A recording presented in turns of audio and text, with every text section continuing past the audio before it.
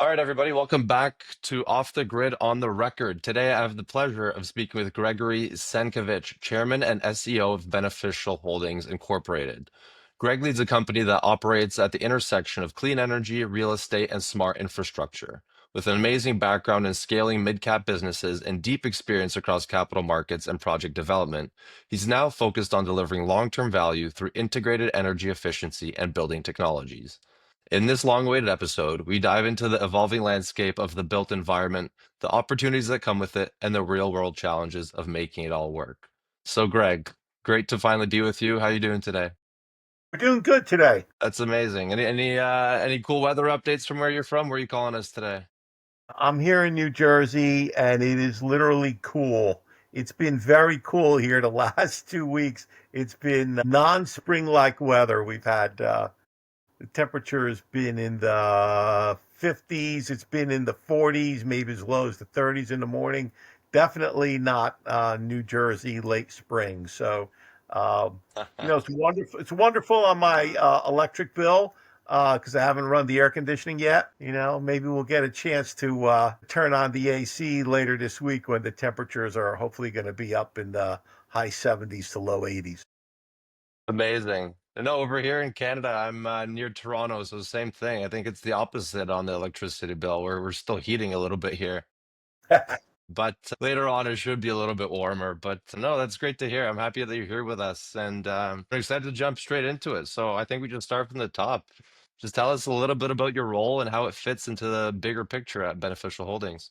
So, company is focused on earning fees and creating value in the built environment, which is historically been defined as buildings and infrastructure, with a capital I on infrastructure. All encompassing is the built environment, everything from stadiums to tunnels to railroads to energy plants to clean energy is the built environment, and buildings are buildings. We got into this business shortly after my group and I took over Beneficial Holdings, which was a pink sheet company, remains a pink sheet company, and my uh, is the controlling shareholder, and we've provided the majority of the capitalization for the company since we assumed control of it late in, I think, 2013, when we got control of the company. So what have we done since then? We started working on energy conservation measures, which are reduction of use of energy in buildings and other projects. We did some work with LED lighting in its early years, the commercial LED lighting, where at that time 10, 12 years ago, most solutions in the commercial world were custom designed and custom built. We did some work on HVAC controls. We very early on did a study on utilizing sensors inside buildings to control the environment and control the use of energy, principally HVAC systems. And being a real estate guy by background, I was amazed at the value that could be created for the minimal amount of capital investment. I had an analyst that was working for me that he actually was the guy who did one of our first tests where he put environmental sensors in a fairly large office building here in New Jersey. And after studying how that building used energy, and what its occupancies were, etc., they made adjustments to the HVAC system that were equal to 50 cents a square foot for, right? And so I started thinking that between LED lighting and HVAC adjustments, if you could save $1 a foot and you have a 10 million square foot portfolio, right? That's $10 million. If your cap rate is a 7, that's $10 million is 140 million bucks, Exactly. and it's going to cost. let's say it costs you $2 a foot to make these changes, that'd be $20 million. There's no place in the world where you could make an immediate investment of $20 million and immediately increase your value to by $140 million, a sex return. So I Hmm. said, there's something here, even the smartest real estate guys can't get that done. I started thinking back to a conversation I had with a very senior guy at CBRE back in the early 2000s about green buildings and energy savings, when that was a who cares thing, right? And he said Hmm. to me, nobody cares now, but someday this is going to be the key to creating value in real estate. And he was right. So we pursued that, and one thing led to another. We acquired a company that had the personnel that was doing that, but very quickly their commercial and industrial scale solar EPC operations took over the revenue stream of that company. And honestly, the real savings in the HVAC was dependent on integrating the big data analytics into making instantaneous, on the fly, real time changes to the HVAC settings in a building. So in Hmm. 2013, 2015, 2017, that software did not exist. Nice. I looked at the investment we would have had to make as a very small company that wasn't a CBRE or a JLL, or someone who had a big real estate services platform. I said, this, we would be the voice in the wilderness and basically spend ourselves into notoriety, and get nothing for it. So I said, you know what? The world is going to catch up to this. When the world catches up to this, we'll find a way to implement it. And so, Hmm. meanwhile, these solar operations of this company that we acquired were intriguing. And I had a minimal exposure to the renewables industry and to the storage industry at that point in time. We were a year into owning this company, came to the conclusion that there was something there, but that we were pursuing it the wrong way. We were pursuing it as an EPC contractor, not as a developer. And I said Hmm. to the guy that was running the company when we bought it, I said, well, why don't we flip the business plan and say, hey, all you guys that are our clients, we're your joint venture partner now. And, you're coming to us with a lot of pre-development work, pre-NTP work on the come to be able to eventually, hopefully, get the EPC contract. Why don't we just say we're investing that money and we're a 50% partner in the deal? Well, the management of the company that we bought really didn't see the merits of that. They thought I was being too aggressive. So Hmm. we eventually switched everything out, and that became our business plan. We became a developer of renewables and eventually storage. And the idea was to deal with local landowners and developers, that a site that they could get approved, they could get the approvals on, they could get the interconnections because of where they were, who they were, they knew the people, etc. They knew the situation. They Hmm. knew the local state regs, the local utility or grid regs or operations. And our role became sourcing those opportunities, providing the capital to get them to NTP stage, and then capitalizing the deal and moving forward. So what I also attempted to do was bring together some larger international industry participants. So our first joint ventures were with a Asian panel company, not CCP, but Hmm. Taiwan. And we did a couple of ventures in New England. We then did a couple of small, and these were all 1 to 2 megawatt projects. Meanwhile, we had the book of business of the EPC company that we were closing out as an EPC contractor. Hmm. We did two small C&I deals in Puerto Rico, learned a lot about operating in Puerto Rico off of our experiences there. So we were basically doing 1 megawatt deals, and we were fitting in a niche in New England where various states had these shared solar or community solar programs where you'd be able to get your interconnection, and you could either sell the power to a user, under a virtual PPA, or you could sell it to the utility at their default price. So it was kind Hmm. of like pretty easy to, to figure that out. Of And it was a course. great way to learn the business, uh, because we had never done it before. We had my team, we got great project management skills, pretty good capital market skills, uh, pretty good strategic partnering skills. Amazing. Of It's all about networking, right? And course. expanding your network and staying relevant. We all get older. As you get older, you find that you have more people in your phone, in your contact list, that are no longer with us or no longer in the business. And so, you have to, after you cross into your 50s and then cross into your 60s, you have to find a way to work with younger people Hmm. that are now the business leaders in the community.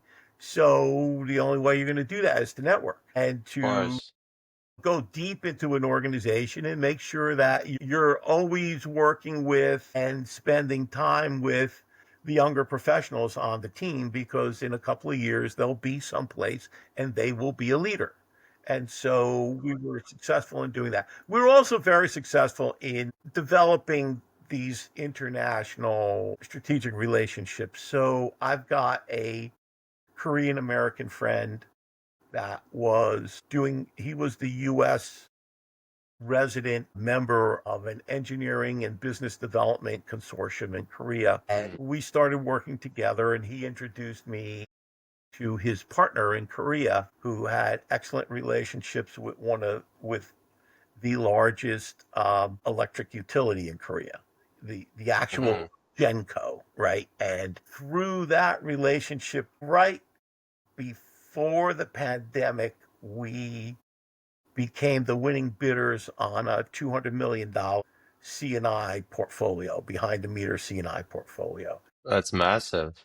Surprisingly, included 5 merchant power projects here in New Jersey. And so I looked at this portfolio in 2019 and said, who's going to go buy this, right?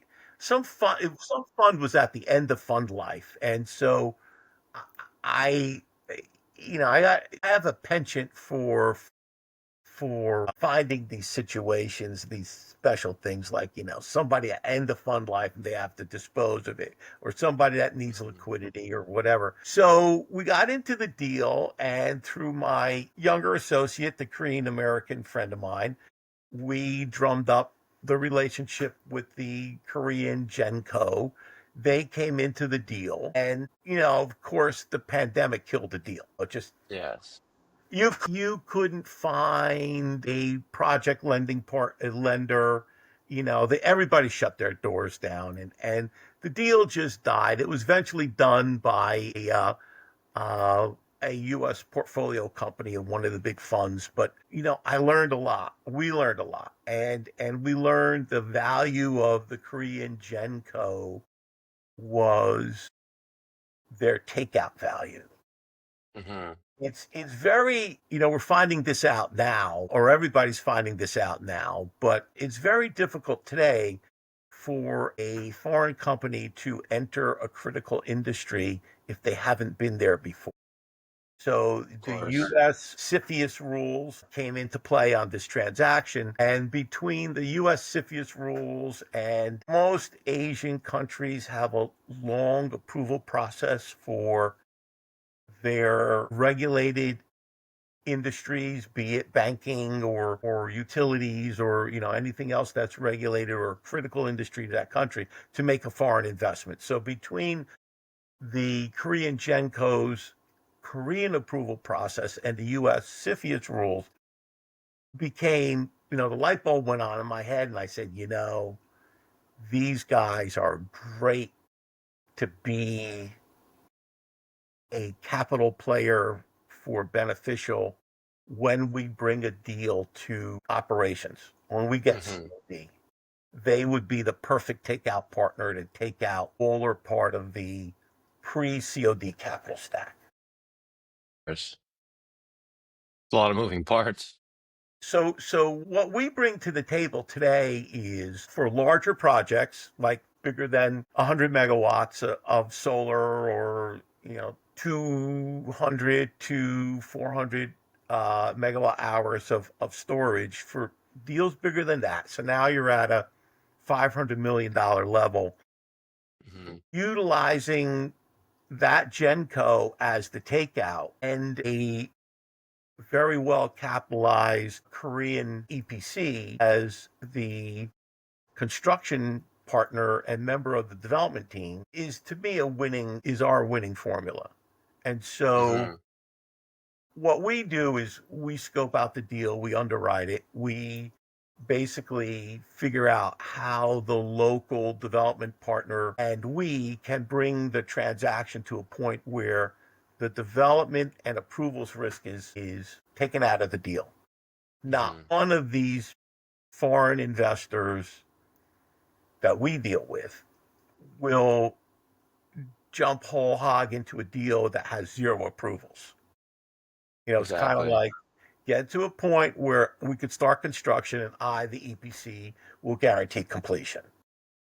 Get it to a point Hmm. where it's completed and I, the Genco, will guarantee operations and buy up to 50% of the project at an agreed upon market value, giving everybody in the development side part of their profit back, right? Exactly. So and you can't be a beneficial holdings with a thin capitalization. Yeah, my group and I control the company, but it's not like we're sitting here dripping in money, right? Hmm. A lot of these transactions, you need $1 million a megawatt of audited net worth to guarantee production or to guarantee completion. So if you're sitting there and you've got, on one transaction we're involved in, there's close to 700 megawatt hours of batteries, Hmm. and there's 125 megawatts of solar. There's no one personal human being that I know personally that I could pick up the phone and say, "Hey, you want to go stop and have a couple of drinks?" That's got $825 million of net worth, right? Exactly. So, if you've got a couple of companies involved that have a couple $1 billion of audited net worth and they become your partners, it becomes easy to enter into a PPA with a utility that has those requirements, or into a energy capacity agreement or energy storage services agreement, however it's Hmm. structured with a utility or any other off taker for supplying battery storage attributes. And if you had that, let's say you came to the table and that's what you brought to the table, that's a great start. But unless Hmm. you have the local developer that controls the sites that are easily approved, you only have half of it. You need both. Exactly. And the role of beneficial is to surface those opportunities on the land side and evaluate them and bring only the best ones, only the doable ones to the Hmm. table for this, these two foreign capital sources, partners, operators, contractors that we have. And you guard both sides of of the equation very carefully, because you don't have a deal if you don't have either one. And you Exactly. don't have a deal if you burn either one. So you can't take the local guy and not treat him fairly, because he's or they are your source of future transactions. And you can't bring a deal where you're pushing the numbers that even you don't believe in them to the table for your construction partner, takeout partner, operator. Because number one, they're too smart. They're not going to Yes. they're not going to just jump on every deal because you said so. And number two is, you don't want to have, you don't want to create a bad experience, because that'll be the end of your relationship. Hmm. So I learned all this years ago when I was a young guy working for a very large U.S. insurance company in the real estate department at the Prudential Insurance Company, that you treat your partners well. Exactly. And that kind of ties into what I was thinking because between all the industries that you're working, all the moving parts, there's probably a lot of big shifts that you've been able to see the entire timeline of. So, whether in energy efficiency, smart building systems, or even, institutional clients, like, how do they think about their assets? How do they distribute all of their knowledge between their teams or, in the way that they provide their work? Like, what kind of changes have you seen that you'd be able to share with us? So here's something in my real estate business, where we're trying to recreate where we were 20 years ago, as a fairly successful regional developer owner of mainly suburban office buildings. You know that they're completely out of fashion right now, right? Hence, it's a great buying opportunity. Fair Uh, enough. so where you want to be is, you want to be buying right, and you want to take all this stuff that I just talked about, and you want to implement it because of its effect on value. What we've learned is, one, uh, we don't have an existing operating real estate portfolio, so that makes it difficult to talk to people. Number Hmm. two is, we're not sitting on, like we were when we had our company 20 years ago before it got sold off, where we're sitting with $200 million of net worth in terms of our side of the balance sheet, plus another $250 million of capital, that we equity like Hmm. capital that we raised. And so it was easy for us to build a $1 billion+ portfolio off of that, out of nothing, because Exactly. we we acquired some properties, we created some value, we you know recapped it, and eventually got ourselves to a point where we were basically got like a private real estate investment trust with an institutional investor and several other investors in our capital stack. So we saw the shift of end of fund life. This is the first thing that everybody has to focus on, is your business may be forever, but your partner needs to exit, because parts of his business end in 2 years, right? And Mhm. so when you get to end of fund life, it's kind of, your investor becomes like a yellow jacket or a wasp at the end of September. They get very frantic about, biting the next person. And Yes. so you have to realize the importance of that. And so we went through that in our real estate business. And so now when someone says, "Hey, I'm at the end of fund life," like in that solar portfolio transaction I was talking about, that's an Yes. opportunity. Right? When you're on the investee of the guy at the end of fund life, it's not good. When you're on the buy side of someone who is at end of fund life, it's an Hmm. opportunity. So we look for that. We look for that in every business that we're in. So that's a shift, right? The other shift is there's two other shifts. One is herd mentality. So Mm. when one large investor gets the idea that a certain asset class is in favor or out of favor, everybody else jumps in. And when Yeah. it's out of favor, everybody else stays out. Yes.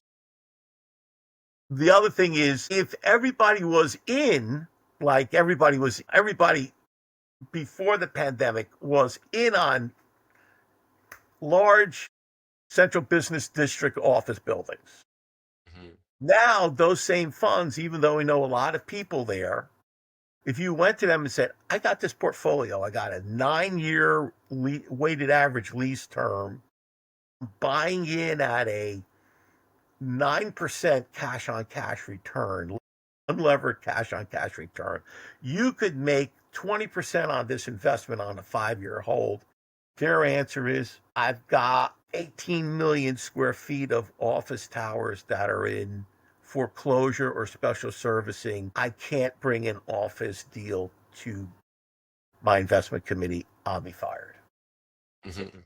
So no matter who you know and no matter how good your deal is, you're the victim of a shift, in thinking. The other thing that's a shift, which is going on right here in the United States right now, is with regard to renewables. So the Mhm. prior administration was all in on renewables, right? To Mhm. the extent that I was running some numbers on a buying or getting into a strategic relationship with a panel manufacturer, and I saw the amount of tax credits they were going to get off of the Inflation Reduction Act provisions, and uh, I said, well, wait a minute. This is a guy that really has no money. He's got a joint venture with a Chinese panel manufacturer. He is a decorated U.S. military veteran and a minority. Mhm. And I said, but yet there's 10 other guys that have billions of dollars in net worth that are opening panel plants here in the United States. And if I take his plant, multiply it by 10 or 15, the amount of money in tax credits that the US government would be giving away was 100 times more than the Congressional Budget Office scoring of this tax provision. Wow.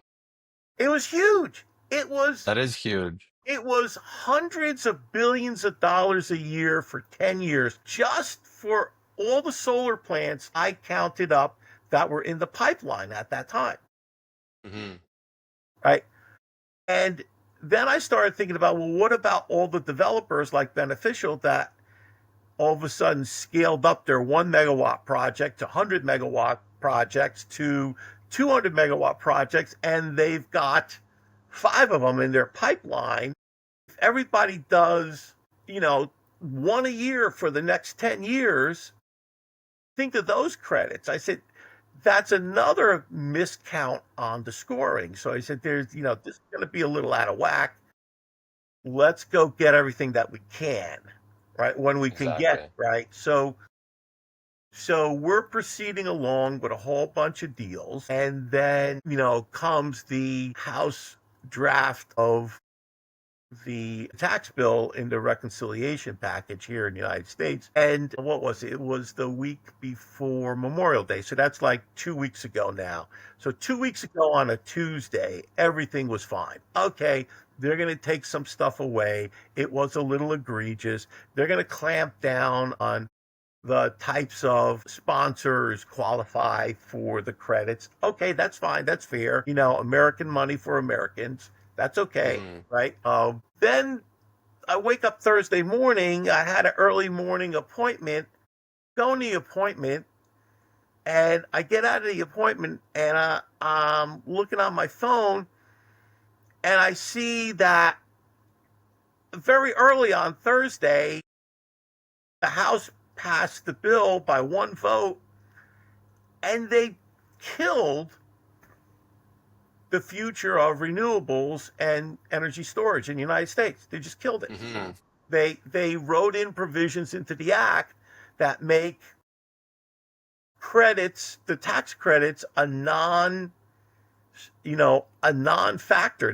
There aren't any available if you would be starting your project 2 months after the final bill was passed and executed by the president. And so Mhm. I said, holy crap, this isn't good, right? This is a shift, right? And it's a Yes. government regulatory shift. And it's huge because there's hundreds of thousands of jobs that are weighing on this, right? And, the big car companies that started these battery plants, they're probably going to follow through on completing some sort of battery manufacturing operations here in the United States.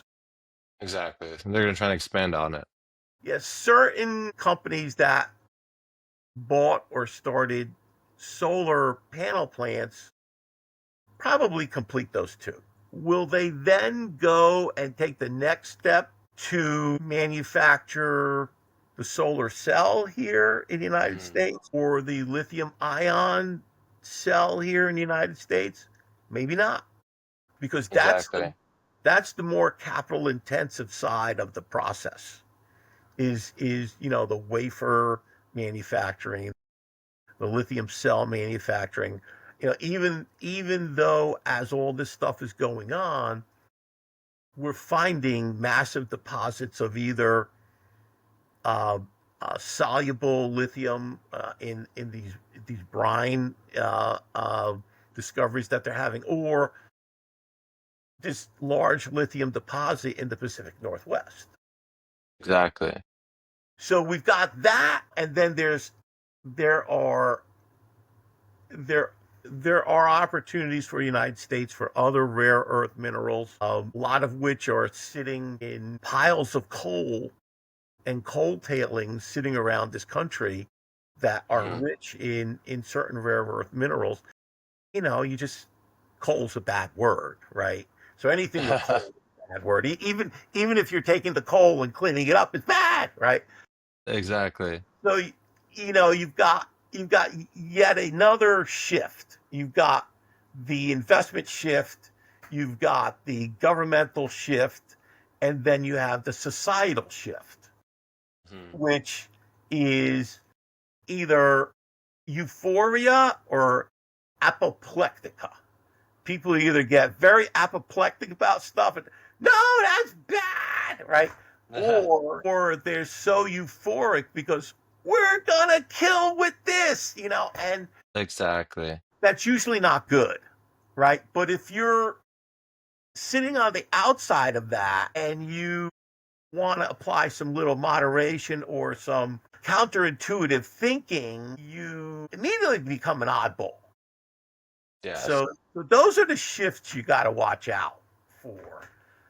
Societal, Exactly. regulatory, and institutional investor shifts, and sometimes they all, Verge like that. Yeah. yeah, converge together, and it becomes a confluence of apoplectic hysteria. That Exactly. drives, that either closes a business cycle or starts a business cycle. So Well, of course, if that I've been can we around apply long that enough. to I've almost seen it all. I haven't seen it all, but I've almost seen it all. you're getting there.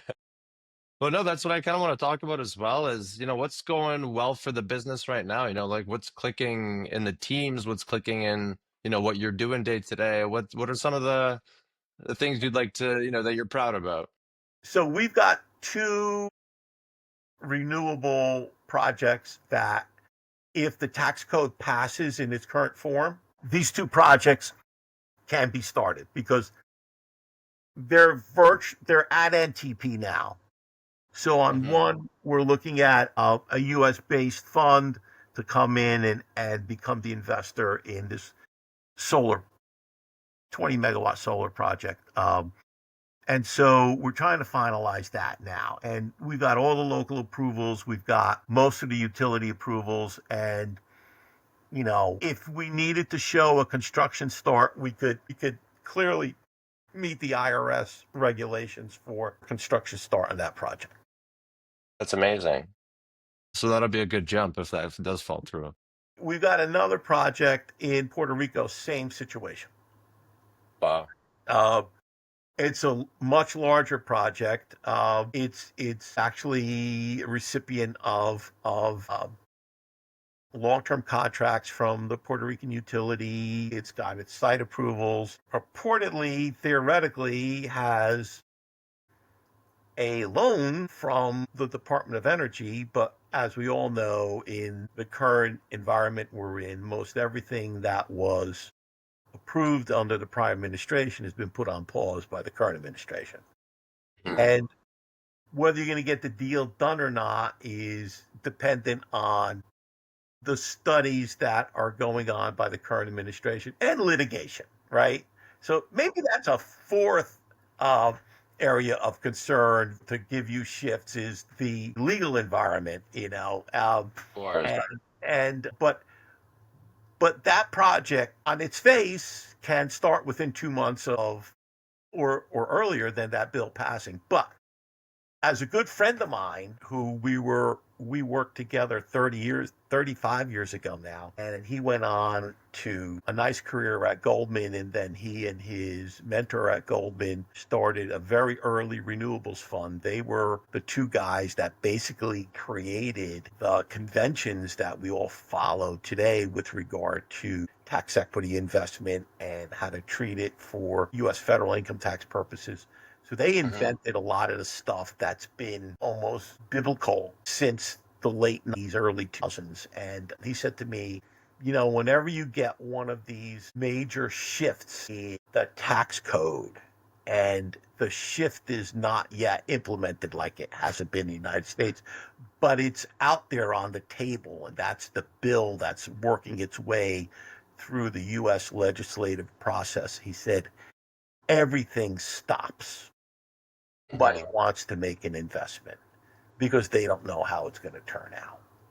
And if Exactly. and if you have a project that clearly does not meet this draconian set of rules that popped out of the U.S. House of Representatives now 2 Thursdays ago, no one's going to look at your project. If you have Exactly. a deal that clearly can make it, you have one of the last available deals left in the market, right? So Enough. I what's working for our business now is those two projects. We were approached by an investor, a U.S. based investor that has really good expertise in thermal fired electric generating plants, natural Mhm. gas, etc. Fair enough. And their idea was in response to the assertion that I think it was in the Wall Street Journal that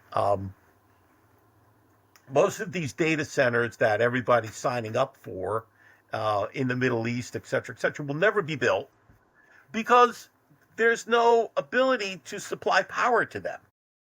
Exactly. Right. So their idea, and a lot of people have the same idea, they're not unique, is it's a concept called powered land, and you would build a natural gas fired generation plant on a site sized to the current and evolving U.S. EPA requirements for those plants. In other words, you can't put you know unscrubbed contaminants in the air above a certain threshold. So Exactly. it limits you to a certain size gas plant, enough land, and basically provide the power to all the data centers that would either buy land from you and build their own facility, or you build them a facility and they fill it up with their servers. So we've got several sites in Texas. They've got several sites in Texas. So we decided to combine forces. We brought our relationships with the Korean Genco and Korean EPC companies to the table. Mhm. And we're working on the pro forma for the first four deals and the biz plan for four large powered land projects, which would include most of the sites do not have interconnections. They could, but it's going to take a while to get them, even in ERCOT in Texas. But it would include 300 so megawatts of gas fired Mhm.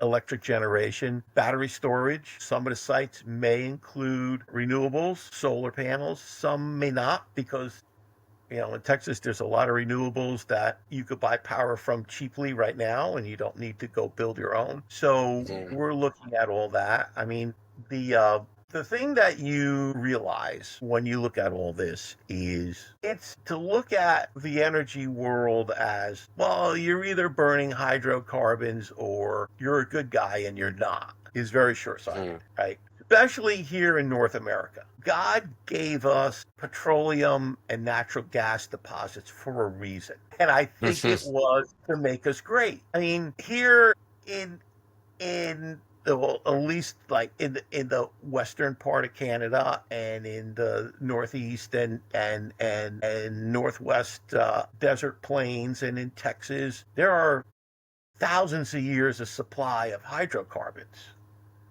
They're here for a reason, right? They're not here for us just to sit on them and you know try to heat ourselves without burning Exactly. hydrocarbons, right?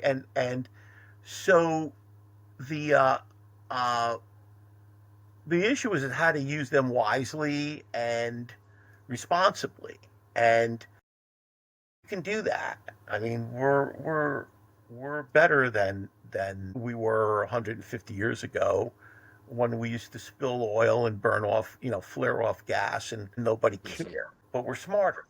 So the problem that I see now, you could drill all you want for hydrocarbons. You can't get them to where you need them. Mhm. That's a problem. There hasn't been a significant pipeline built in the United States in decades. There hasn't been a significant pipeline of for petroleum to go from Canada to the refineries on the Gulf Coast in decades. Mhm.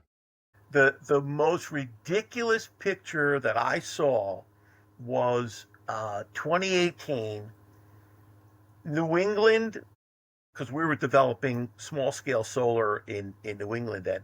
New England was freezing. Electricity prices were going through the roof. I signed some of the best PPAs of my life in that period. I mean, Mhm.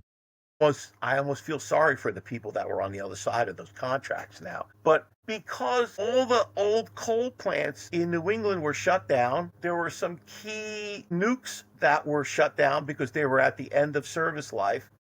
Mhm.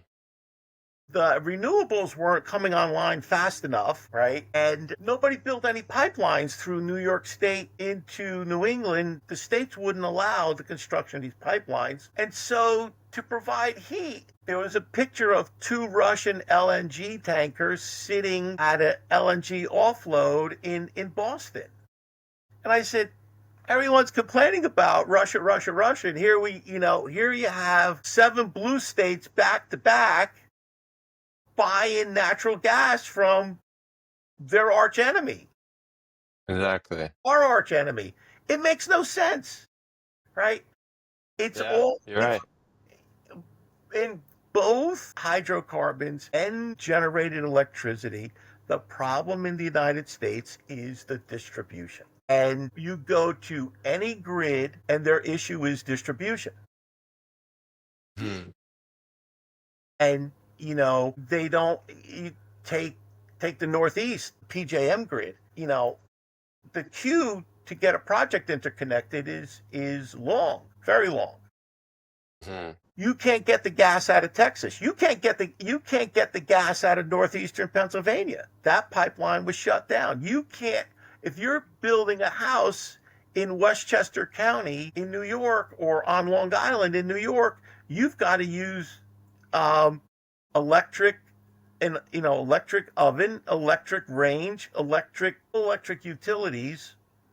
I mean, all electric appliances because you can't get a gas hookup, Exactly. right? And so now you're a homeowner, right? Or renter or whatever. You're totally dependent on one supply of energy. So if Exactly. electric power goes out in a winter storm, you can't do what my mom used to do 60 something years ago and go into the kitchen, light the oven, open the door to warm the house because the electric, right? It just Yeah. It didn't happen. So you need dual supply of a lot of stuff. Energy, telecom. If everything in your life is tied to one provider and they go down, you have no cell phone, you have no landline, you have no internet, you have no cable, you have no home security system because your guy's out. Meanwhile, if you split it up amongst a bunch of different providers, you got a shot. So so it's Exactly. it's diversity of your energy supply. It's diversity of the distribution of that energy, either pushing to hydrocarbons or connecting the grids efficiently to wheel electricity around the country. I mean, someone said that old friend of mine I was talking about that we worked together 35 years ago. I mean, he's a Yes, pro. yes. He's a pro in renewables. And he said that Elon Musk did a study once and he said if you took 100 square miles in the four corners section of the western US, and you just laid that all out for solar, you could supply almost the entire United States with electricity. The That's problem is, phenomenal. I remember reading that. the problem is you'd have to spend trillions of dollars to get all the grids upgraded to interconnect and take their supply from there. And that's Exactly. right. That's right now an unpopular idea. That's the thing. It's especially speaking of like processes and how everything is connected then. I kind of want to backtrack towards more of like your business and like how the deals are structured. How's that process of A to Z? How are you, acquiring new jobs, especially with all the things that are changing? I'm sure it's such a big field of things to consider that, I'd love to hear how you guys do it. So the first thing we did was uh, we had a offering memorandum that we put together for family offices for our solar projects, and the idea was, hey, I've got the capital stack figured out Hmm. for construction and ownership. What I don't have figured out is that $4 or $5 million you need up front to get everything all set up so that all these people can say, okay, yeah, he's got this, he's got that, he's got site control, he's got interconnections, he's got utility approvals, he's got local approvals. So, in a large scale job, that is $4 to $8 million. On a smaller job, Hmm. that's $1 million. So, where does that money come from if you've got 20 projects in your pipeline? Hmm. And so the answer is you either have had to have closed a few large deals and retained the capital because you managed your tax position carefully and you didn't have to pay it out in taxes. So, you just, Hmm. whatever you save on your tax bill, you put that back into your liquidity. But if you don't have like that, like we don't, you got to go raise that money. That money is very risky. In the real estate Hmm. business 20 years ago, we had a 5 million square foot office portfolio and we had a ton of land.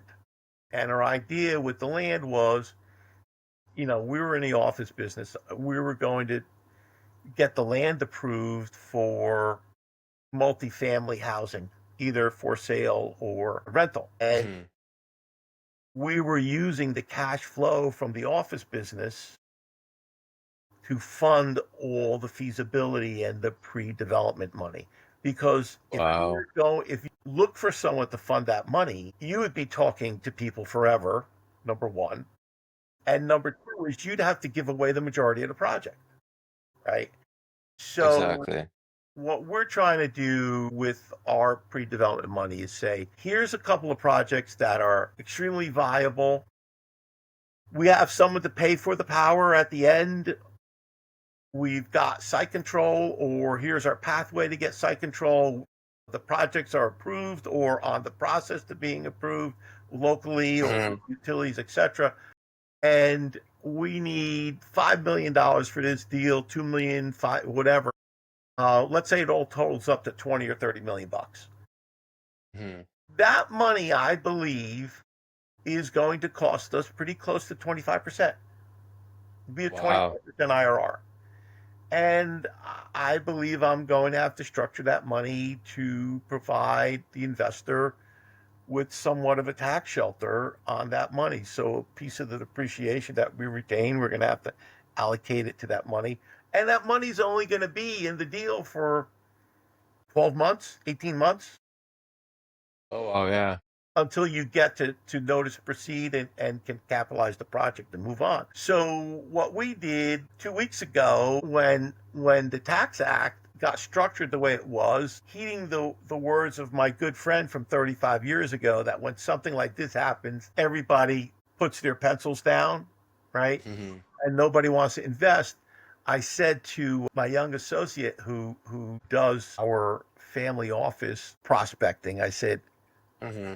we're going to change the request and we're going to back out most of the pure solar and battery deals, and we're going to Hmm. strip in these powered land deals.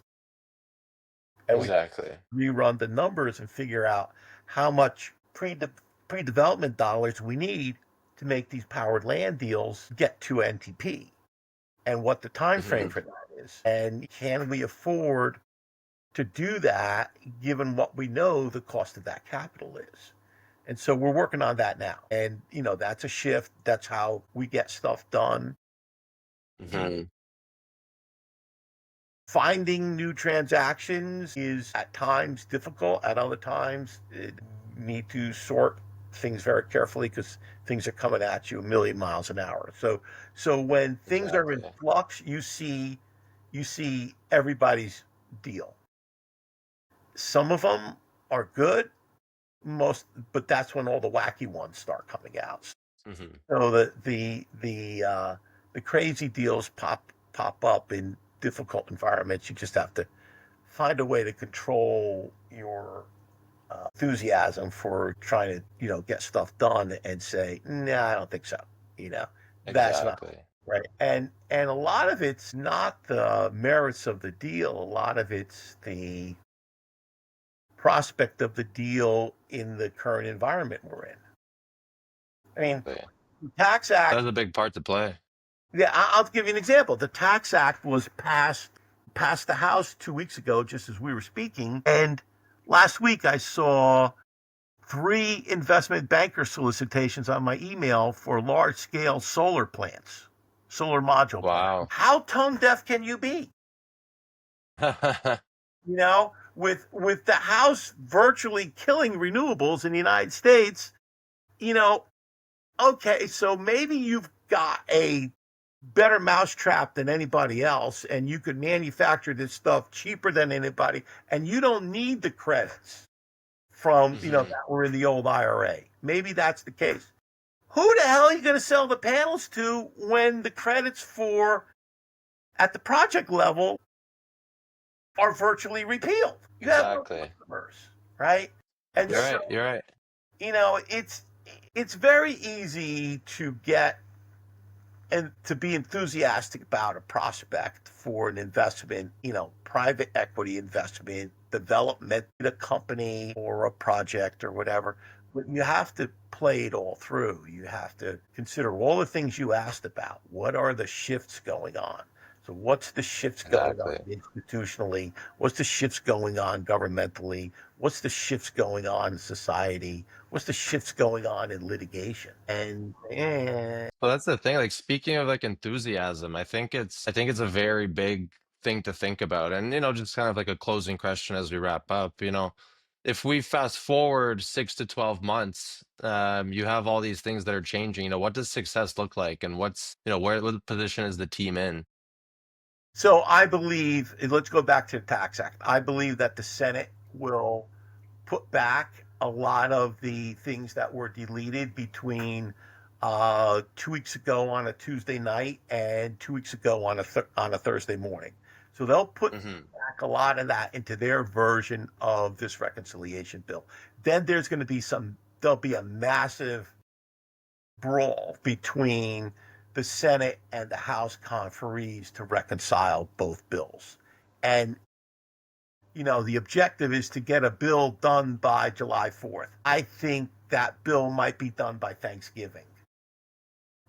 A An easier bet or a more favorable bet would be for everybody would be it's done by Rosh Hashanah or something like that, Mhm. early October. But it could go on to Thanksgiving. It could go on to year end. Look at the 2017 Trump Tax Act. That happened almost the last day of December. Mhm. And everybody counted it out and then it just slipped right through. So I think we're going to get back some of the provisions that were deleted in the House bill. I think that gets finalized November-ish of this year. Mhm. And I think put some they'll put like a 5-year time frame on everything versus the old, Exactly. 10-year time frame. And I also think that they're going to limit a lot of these credits to majority US based investors. So if you have a US public company, you probably will qualify. If you're a fund that's managed by a US based fund manager and you can show that the majority of your investors are tax exempt US pension funds and trusts and stuff like that, you'll Mhm. get and generate the credits. But I think that money for investors that are not aligned with the current administration geopolitically is out. That's the only way that they're going to be able Yes. to get the hardliners in Congress and the Senate to agree to put back some of these provisions. So that'd be good Amazing. for us. We're a US based investor none of our tax attributes are going to anybody that's not. So that's good. I think that this powered land concept is the only way that these data centers get built. I think the data centers Mm. will get built. I think there's too much investment momentum not to build them. I think this current administration is known to break down regulatory barriers in terms of approvals, getting approvals quickly, etc.